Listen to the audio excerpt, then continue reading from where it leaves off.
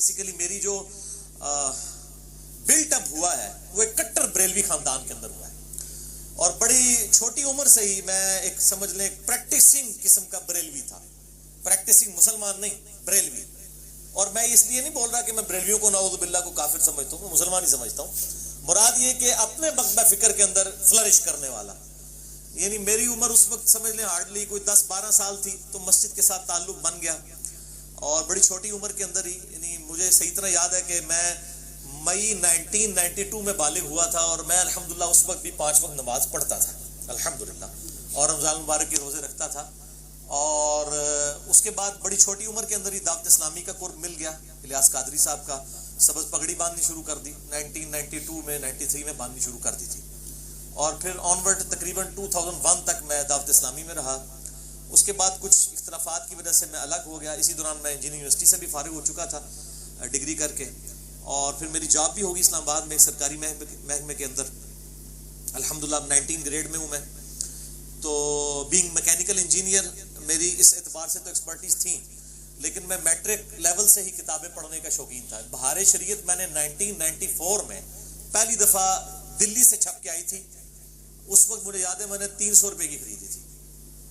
تو اس وقت 300 روپے بڑی چیز تھی، نئی نئی آئی تھی کمپیوٹر کمپوزنگ کے ساتھ. تو میں نے فقہ حنفی ساری کی ساری پڑھ لی، اور اس کے بعد تصوف کی وہ کتابیں جو صرف اہل تصوف صرف ان کا نام سنتے ہیں، جی رسالہ قشیریہ ہے، کوئی کیمیائے سعادت ہے، احیاء العلوم ہے، مکاشفۃ القلوب ہے، کیمیائے سعادت ہے، منہاج العابدین ہے، بنیۃ الطالبین ہے، عوارف المعارف ہے. یہ وہ کتابیں ہیں جو میں نے ایف ایس سی لیول کے اوپر تصوف میں اپنی اس شوق کی وجہ سے پڑھ لی ہوئی تھی. اور 1996 میں جب میں ابھی سیکنڈ ایئر کا اسٹوڈنٹ تھا انجینئرنگ یونیورسٹی میں، کٹر قسم کا صوفی بن چکا ہوا تھا، سبز پگڑی بھی باندھتا تھا، اور ایک پریکٹسنگ صوفی بھی، اور امام غزالی کو میں اپنا ایک آئیڈیل مرشد سمجھتا تھا. آج بھی میں کئی چیزوں میں ان کی قدر کرتا ہوں، جن میں اختلاف ہے وہ اپنی جگہ.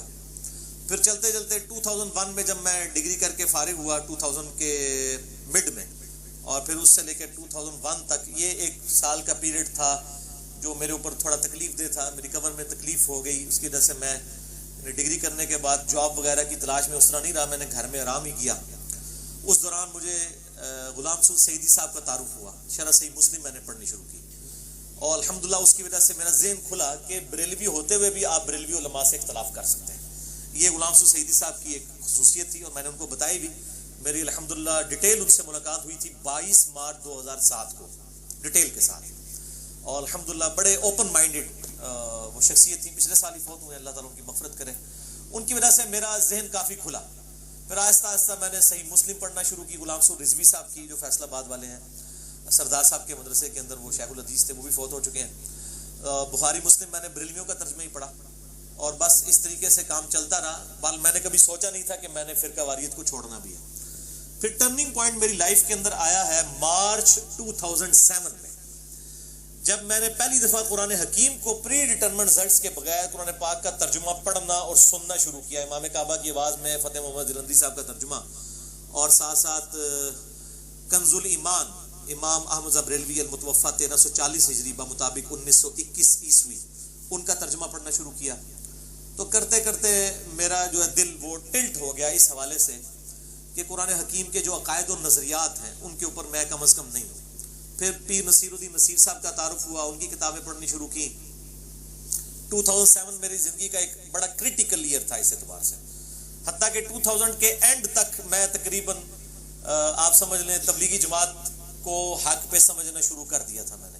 یعنی بریلویت سے نکل کے ایک سٹیپ دیوبند کو، کہ کم از کم ان کی توحید کے اعتبار سے معاملات درست ہیں. اور 2 نومبر 2007 کو رائمنڈ اجتماع میں بھی میں سالانہ اجتماع میں گیا، وہاں بھی بڑا کلوزلی ان کو دیکھا. لیکن مجھے کچھ ہی عرصے میں اندازہ ہوا کہ بریلوی اور دیوبندی مکتبہ فکر دونوں ہی تقریباً کوئی 19-20 کا ہی فرق ہے. بزرگوں کے واقعات، فضائل اعمال کے اندر جو کچھ لکھا ہوا ہے یہ وہ ساری کی ساری چیزیں اسی قسم کی ہیں. تو 2007 کے اینڈ پہ میں جو ہوں وہ متزلزل ہو گیا. اسی دوران میں حج پہ چلا گیا وائف کے ساتھ. جب واپس آیا فروری 2008 کے اندر، تو میں نے آتے ہی پہلا کام کیا کہ میں نے ابو داؤد، ترمذی، نسائی، ابن ماجہ بھی خرید لی، بخاری مسلم پہلے ہی تھی، ان کو پڑھنا شروع کیا. اور میں نے کمپیریٹیو اسٹڈی 2008 کے اندر شروع کر دی، فروری مارچ کے اندر. اور کمپیریٹیو اسٹڈی یہ کہ میں مختلف مکاتب فکر کے علماء کو ملتا تھا جا کے، جس طرح ہوں تسی میرے کو آئے ہوئے ہو نا، خیر میرے کو تو خیر اس نے میرے ورگا تو بندہ کوئی نہیں سی جس کو میں جانتا نیوٹرل، باقی تمام مکاتب فکر کے علماء کے پاس 2008 یعنی فروری مارچ اپریل یہ اس دوران میں مختلف علماء کو بریلویوں کو مل رہا ہوں. بریلویوں کے ساتھ تو خیر بچپن سے تھا، بریلویت ہم سے زیادہ کون جانتا تھا. میں دیوبندی مفتی کے پاس اسلام آباد میں گیا، میرے آفس کے کولیگ لے گئے اور وہ کہنے لگے جی بہت بڑے مفتی ہیں، آپ ان کے ساتھ ڈسکشن کریں. میں نے جب تھوڑی سی ڈسکشن کی تو وہ فوراً ہی اپنا وہ جس کو کہتے ہیں کانفیڈنس لوز کر جانا اور ایک بڑی تلخ رویے کے اوپر اتر آنا بغیر دلائل کے ساتھ. میں نے ایک انگوٹھے چومنے کا مسئلہ ان سے پوچھا کہ یہ جو انگوٹھے چومتے ہیں بریلوی حضرات، تو آپ کیوں نہیں چومتے؟ اب میں دیوبندی ہو چکا ہوا تھا لیکن انگوٹھے بھی چومتا تھا. کیوں؟ میں اپنے بزرگوں کا کٹر فالوور تھا. میں نے کہا جی وہ رد المختار یعنی فتاوی شامی کے اندر یہ لکھا ہوا ہے کہ نبی صلی اللہ علیہ وآلہ وسلم کے مبارک نام کے اوپر انگوٹھے چومے جائیں. اذان کا جواب دیتے ہوئے بھی پہلی دفعہ پڑھا جائے قرۃ عینی بک یا رسول اللہ، دوسری دفعہ پڑھا جائے صلی اللہ علیہ یا رسول اللہ. تو میں پڑھتا تھا. تو میں نے ان کو کہا کہ آپ کیوں نہیں پڑھتے ہیں؟ تو وہ کہنے لگے کہ یہ تو ضعیف حدیث ہے. میں نے کہا فضائل اعمال میں کئی ضعیف حدیث ہیں جس پہ ہم عمل کر رہے ہیں، تو انگوٹھے چومنے والی روایت سے کیا مسئلہ ہے؟ تو انہوں نے پھر اپنے دل کی بات کر دی. انہوں نے کہا جی یہ چونکہ بریلوی کرتے ہیں اس لیے ہم نہیں کرتے. یہ کون تھے جی؟ مفتی اسماعیل؟ یہ میں نہیں، اسماعیل طورو صاحب سے تو خیر میری ملاقات نہیں، ان کی بھی کئی ایک چیزیں میرے سامنے آئی ہیں، وہ تو آپ چھوڑ دیں. کوئی اور مفتی صاحب ہیں، میں اب وہ نام نہیں لیتا، اتنے مشہور نہیں ہیں لیکن وہ بڑے مفتیوں میں. اور اسی طریقے سے الحمدللہ مجھے کہنے لگے یہ جس قسم کی تم گمراہ کن باتیں کرتے ہو نا اور ہمارے بزرگوں کے بارے میں، مجھے کہتے ہیں جی آپ اختلاف امت اور صراط مستقیم پڑھ لیں. وہ بریلویوں کے پاس آپ چلے جائیں، وہ کہتے ہیں جال پڑھ لیں آپ احمد یار نعیمی صاحب کی، اور یہ یوسف لدھیانوی صاحب کی اختلاف امت اور صراط مستقیم، یہ سب نے اپنی اپنی ٹیکسٹ بکس رکھی ہوئی ہیں نا. وہ کہتے ہیں آپ جی یہ پڑھ لیں. اور اہل حدیث کے پاس چلے جائیں گے، وہ کہیں گے آپ تلاش حق پڑھ لیں. وہ بھی ایک اہل حدیث ہیں ریورٹڈ، انہوں نے تلاش حق لکھی ہے. شیعہ کے پاس چلے جائیں، وہ آپ کو کہیں گے جی وہ ایک مالکی سوڈان کے سنی سے شیعہ ہوئے تھے، ان کی کتاب اردو میں آ چکی ہے میں بھی سچوں میں ہو جاؤں، تجانی صاحب کی. وہ کہیں گے جی یہ تجانی صاحب دی جناب پڑھ لو، میں بھی سچوں میں ہو جاؤں.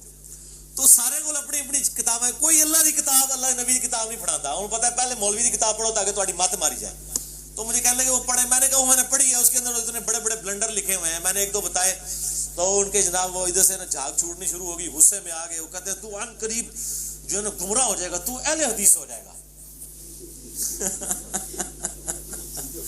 میں نے کہا جی میں تو اہل حدیث کو گمراہ سمجھتا ہوں، میں نے کیوں اہل حدیث ہونا ہے؟ نہیں اس طرح کی باتیں کرنے والے اہل حدیث ہو جاتے ہیں.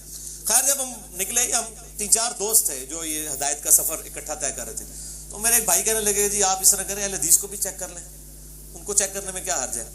تو خیر میں اہل حدیث علماء کے بارے میں یعنی رابطہ کیا اور مختلف لوگوں کے نام سامنے آئے. الٹیمیٹلی خیر جس شخصیت تک میں پہنچا میری خوش قسمتی ہے، شیخ زبیر علی زئی رحمہ اللہ تعالی المتوفی 1435 ہجری میری خوش قسمتی تھی. اور میں شیخ صاحب سے کہا کرتا تھا کہ اگر میں آپ تک نہ پہنچا ہوتا تو میں اہل حدیث کو پہلے ہی کنکلوڈ کر لیتا بغیر تحقیق کے. بہرحال ان کے ساتھ میری ملاقات ہوئی 28 مئی 2008 کو، اور یوم تکبیر والے دن، یعنی 10 سال ہوئے تھے یوم تکبیر کو. 1998 میں پاکستان نے اٹامی بلاسٹ کیے تھے، اس کو 10 سال پورے ہوئے تھے. اور اسی دن میں نے الحمدللہ پراپرلی جو ہے وہ سنت کے مطابق رکوع میں جاتے وقت، رکوع سے اٹھتے وقت رفع الیدین کے ساتھ نماز بھی شروع کی. بہرحال مجھے اہل حدیث کے ساتھ جن مسئلوں پہ اختلاف تھا، چاہے وہ یزید والا ایشو تھا یا وہ 3 طلاق والا ایشو تھا، کسی قسم کے اور داڑھی والا مسئلہ، اس طرح کے سارے ایشوز کے اوپر زبیر علی زئی صاحب کا موقف تو وہی تھا جو میں تحقیق کے ذریعے پہنچا ہوا تھا. اس لیے میں نے جو ہے نا وہ ان کو الحمدللہ اس اعتبار سے بڑا اچھا پایا، اور اللہ تعالیٰ نے میری ہدایت کا سبب بھی ان کو بنایا. اللہ تعالیٰ ان کو جزائے خیر دے. پھر الحمدللہ ان کے ساتھ رابطہ رہا، ان سے کافی کچھ علم حاصل کیا، اور ان کو بھی کئی جگہ موقع ملا مجھ سے استفادہ کرنے کا. اس لیے بعض اہل حدیث علماء یہ کہتے ہیں کہ جی زبیر علی زئی نے علی کو گمراہ کیا اور علی نے زبیر علی زئی کو گمراہ کر دیا. تو میں کہتا ہوں شاید دونوں باتیں ٹھیک ہی ہوں. ان کی نظر میں تو گمراہی ہے نا، وہ جو سورۃ الاعراف میں آتا ہے کہ جو لوگ خود رائے راست سے ہٹے ہوئے ہیں، گمراہی کو دیکھتے ہیں تو وہ سچ کا راستہ سمجھ لیتے ہیں، سچائی کو دیکھتے ہیں تو گمراہی سمجھ لیتے ہیں. بہرحال شیخ زبیر صاحب کے ساتھ 2008 میں میرا یہ معاملہ رہا. اسی دوران مجھے ایک اہل تشیع عالم کا تعارف ہوا، ثاقب اکبر صاحب کا. بڑے نیوٹرل پرسنالٹی ہیں. اب اسی دوران جب میں اہل حدیث کے اندر آیا اور میں نے شیخ زبیر زئی صاحب کا انٹرویو ریکارڈ کیا 17 جون 2009 کو، جس میں میں نے اہل حدیث کی غلطیاں پوائنٹ آؤٹ کی شیخ زبیر صاحب کی زبانی، اور یہ میری ویڈیو منظر عام پہ آئی، لاکھوں لوگوں نے دیکھی ہے. اس کی وجہ سے اہل حدیث علماء شیخ زبیر صاحب کے بھی خلاف ہو گئے، میرے بھی خلاف ہو گئے. کل میں اپنی کلیریفیکیشن پہ بڑا ڈیٹیل لیکچر دے چکا ہوں، مسئلہ number 124 A B C D، جسے شوق ہو اس میں نے یہ ساری سٹوری سنائی ہے. پر میں مطلب اہل حدیث سے ایز اے مکتبہ فکر بڑا متنفر ہوا. 2008 کے اندر ہی میں متنفر ایز اے مکتبہ فکر ہو چکا تھا، اور میں نے اس وقت یہ تہیہ کر لیا کہ میں نے اگر دعوت حق کی آواز بلند کی تو میں انشاءاللہ نیوٹرل پلیٹ فارم سے کروں گا، بغیر کسی فرقے کے، نیوٹرل پلیٹ فارم سے. اور یہی وجہ ہے کہ میری پہلے دن سے لے کے آج تک جتنی ویڈیوز ریکارڈڈ ہیں 2009 میں ریکارڈ ہونی شروع ہوئی ہیں پراپرلی تو 2010 اکتوبر میں.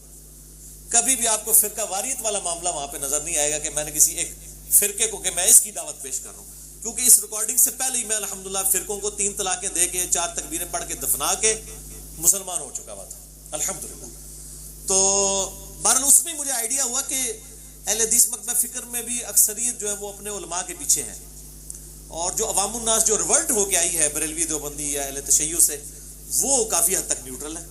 تو بہرحال میں آج بھی بوانگے دول کہتا ہوں کہ آج بھی مجھ سے کوئی پوچھتا ہے آپ نے سوال کیا تو میں الحمدللہ بوانگے دول کہتا ہوں کہ میں جتنے بھی مکاتبے فکر ہیں اہل سنت کے آف شوٹس ہوں یا اہل تشیع کے آف شوٹس ہوں، حنفی شافعی مالکی حنبلی اثنا عشری ہوں زیدیہ ہوں، اہل حدیث میں سب سے بہتر حق کے اہل حدیث کے منہج کو سمجھتا ہوں، مسلک اہل حدیث کو نہیں، منہج اہل حدیث کو، یعنی کتاب و سنت اور اجماع کو حجت ماننا. باقی جو اختلاف رائے ہے وہ اپنی جگہ رہتا ہے، ان سے صحیح الاسناد حدیث کی روشنی میں. بہرحال میں لیکن باقیوں کی میں تکفیر نہیں کرتا، باقیوں پہ کفر و شرک کے فتوے نہیں لگاتا، گستاخی رسول کے فتوے نہیں لگاتا. بہرحال جو گستاخیاں واضح ہیں وہ میں پوائنٹ آؤٹ کرتا ہوں. 2008 کے اندر ہی پھر میں نے اہل تشیع کے ایک نیوٹرل عالم جنہوں نے وہ کتاب پاکستان کے دینی مسالک لکھی ہے، ثاقب اکبر صاحب کو جانتے ہیں، البصیرہ انہوں نے یعنی ایک اکیڈمی قائم کی ہوئی ہے. میں نے ان کے لیکچرز بھی سننے شروع کیے، لیکن وہ بھی مطلب ایک وہ آپ سمجھ لیں اہل تشیع کے طارق جمیل صاحب ہیں، جیسے سنیوں کے طارق جمیل صاحب ہیں، میٹھی میٹھی اخلاقی باتیں، تو یہی ہے مطلب کوئی اختلافی موضوعات میں بات نہیں کرتے. لیکن ان کے قریب ہونے کا مجھے یہ فائدہ ہوا کہ مجھے اہل تشیع کے کلچر کو قریب سے دیکھنے کا موقع ملا، یہ کیسے سوچتے ہیں. ان کے ساتھ چونکہ سارے بڑے بڑے علماء رابطے میں ہوتے تھے، بلکہ اہل سنت کے بھی بڑے بڑے علماء، یہ جو ملی یکجہتی کونسل ہے جب قاضی حسین صاحب اس کو سمجھ لیں لیڈ کر رہے تھے، اس زمانے سے وہ ان کے ساتھ ہیں، تو وہ کافی نیوٹرل ماشاءاللہ پرسنالٹی ہے ان کی، اب بھی ان سے رابطہ ہے، اور وہ موحد ہیں، توحید کا عقیدہ ان کا بڑا راسخ ہے. انہی کے ریفرنس سے شجاع عباس صاحب کے ساتھ بھی تعارف ہوا جی، اور اس طریقے سے مطلب اسٹڈی کرنی شروع کی. بہرحال خیر 2008 بھی اسی میں گزر گیا. 2009 میں نے کچھ لیکچرز ریکارڈ کرائے، کرتے کرتے 2010 اکتوبر میں نے پراپر قرآن کلاسز ریکارڈ کروانی شروع کی، اور 2010-11 ہی میں یہ یوٹیوب پہ اپلوڈ ہوئی، اور پھر لیکچرز آنا شروع ہوئے. یہ پورا سفر ہے. اب میں جس جگہ پہ پہنچا ہوں شاہ جی وہ یہی ہے کہ میں بریلوی دیوبندی اہل حدیث اہل تشیع اثنا عشری ہوں چاہے زیدیہ ہوں، اسی طریقے سے حنفی شافعی مالکی حنبلی، سب کو الحمدللہ اپنا مسلمان بھائی سمجھتا ہوں، دلی محبت کرتا ہوں، اختلاف رائے رکھتا ہوں، اسلام سے کسی کو نہیں نکالتا، سوائے اہل سنت کا جو آف شوٹ ہے قادیانی اور اہل تشیع کا آف شوٹ جو ہے نصیریہ. ان 2 فرقوں کے علاوہ میں تمام مکاتبے فکر کو مسلمان سمجھتا ہوں. اور یہ ہو سکتا ہے بعض لوگوں کو بات بری لگے کہ اہل سنت کا آف شوٹ قادیانیت، کیونکہ قادیانیت فرقہ جو ہے وہ اہل سنت ہی میں سے نکلا ہوا ہے جی، اس لیے میں آف شوٹ کہہ رہا ہوں. اور اس پہ اہل سنت پہ کوئی قدغن نہیں لگائی جا سکتی، وہ ان کو اسلام سے خارج کر چکے ہیں. اس طریقے سے اہل تشیع بھی نصیریہ کو جو سیدنا علی کے لیے الوہیت کا عقیدہ رکھتے ہیں وہ اسلام سے نکال چکے ہیں. تو یہ شاہ جی